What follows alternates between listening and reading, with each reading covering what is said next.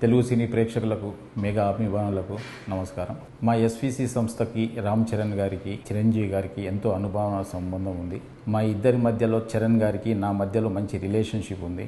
నేను అభిమానించే హీరోల్లో రామ్ చరణ్ గారు ఒకరు. ఆయనని అవమానపరచడం కానీ ఆయనని కించపరచడం కానీ నా జన్మలో నేను ఎప్పుడు చేయను. నేను ఇచ్చిన ఇంటర్వ్యూలో ఆయన గురించి చిన్న మాట దొల్లినా అది నా తప్పే.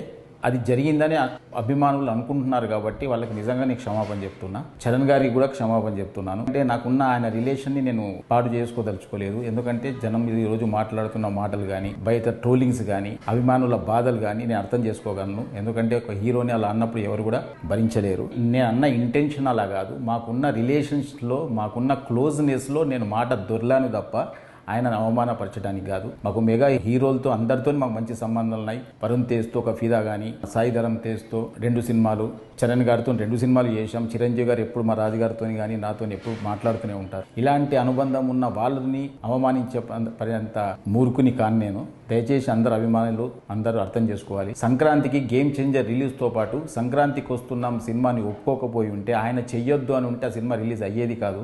ఆ రోజు ఆయన మనసు గొప్పది కాబట్టి ఆ రోజు ఇబ్బందులో ఉంటారేమో ఫైనాన్షియల్గా అనుకుంటూ కూడా ఆయన, ఎందుకంటే పెద్దగా బడ్జెట్ అయిన సినిమా కాబట్టి మీరు మంచిగా దీన్ని కూడా రిలీజ్ చేసుకోండి అని ఒక గొప్ప మనసుతో ఒప్పుకున్న వ్యక్తి ఆయన. ఆయనను ఎందుకు అవమానపరుస్తాం?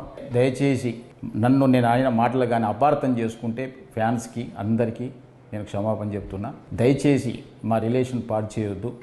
మాకు మళ్ళీ నెక్స్ట్ ఒక ప్రాజెక్ట్ రెడీ అయింది. నెక్స్ట్ చరణ్ గారితో సినిమా తీయబోతున్నాం. అలాంటిది అనవసరంగా మా ఇద్దరి మధ్య ఈ అభిప్రాయ భేదాలు తీయకండి అని అందరినీ వేడుకుంటున్నా. చూసిన ఆంధ్ర ప్రేక్షకులందరూ కూడా గమనించాలి. నాకు చరణ్ గారికి మంచి రిలేషన్ ఉంది. నేను ఆయన గురించి ఎప్పుడు తప్పు మాట్లాడను. ఇచ్చిన ఫస్ట్ ఇంటర్వ్యూ కాబట్టి కొంచెం నాకు తెలియకుండా కూడా ఏదైనా మాట దొర్లిందేమో, అలాంటిది కూడా ఏదైనా అర్థం చేసుకోవాలని అందరికీ కోరుకుంటున్నాను. Thank you very much.